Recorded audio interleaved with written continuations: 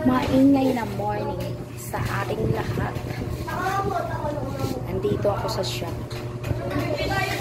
At may ginawa si husband. May ginawa siya, guys. At syempre, happy ako ngayon.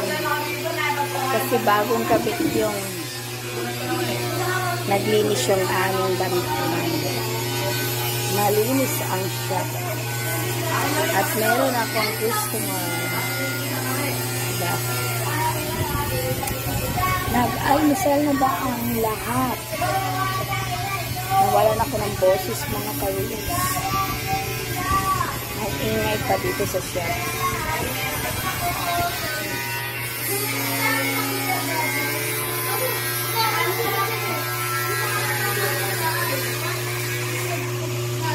Maingay.